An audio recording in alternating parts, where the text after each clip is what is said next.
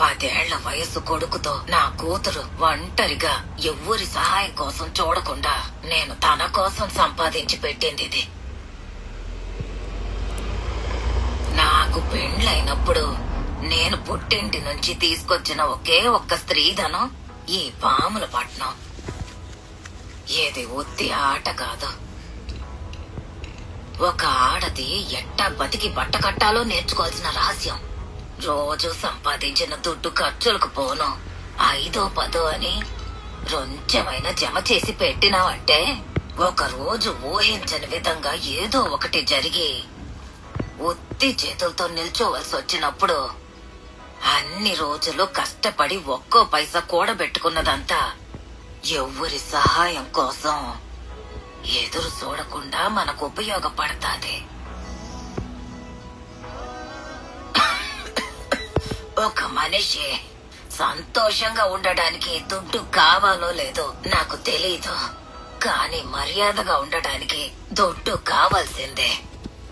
జీవితంలో బతకడానికి ఎవరైనా దుడ్డు అవసరం లేదు అని చెప్పినారంటే వాళ్ళకి దుడ్డు సమస్య లేకుండా బతుకుతున్నారు కాబట్టి అట్టా చెప్తున్నారని అర్థం. అట్టంటోళ్ళ మాటలిని మీరు కూడా అట్టాగే బతికినారంటే ఎట్టాగే అమ్మ నగలు దాచిపెట్టినాదా, అయ్యా అమ్మ సొత్తు ఇవ్వకపోతారా అని పక్క వాళ్ళని అడుక్కుంటూ తిరగాల్సి వస్తది. చేసే పనిలో ముందు ఆడదానికి ఎప్పుడైనా స్వతంత్రం కావాలి. అట్టా అది మట్టుకు ఉండాదంటే మిగతా స్వేచ్ఛ ఆళ్ళు ఇళ్ళు ఏందే మీకిచ్చేదే.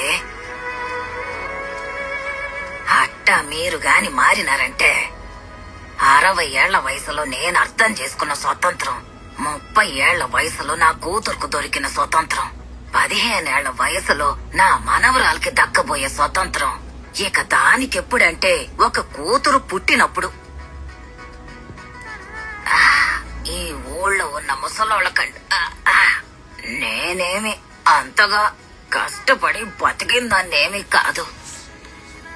ఏదో కొంచెం తెలివితేటలతో బతికేశానంతే. అందువల్లనే ఈ ఊర్లో ఆడదాని పేరు మీద ఉన్న ఒకటే ఇల్లు ఇద్దే.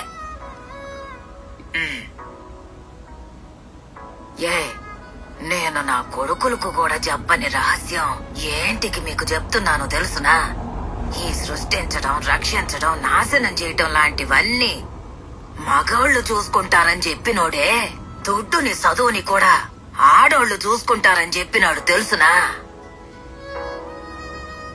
అదే 6-100 చేయటం మన వల్లే అవుతుందని ఆ మగోడికి కూడా తెలుసు.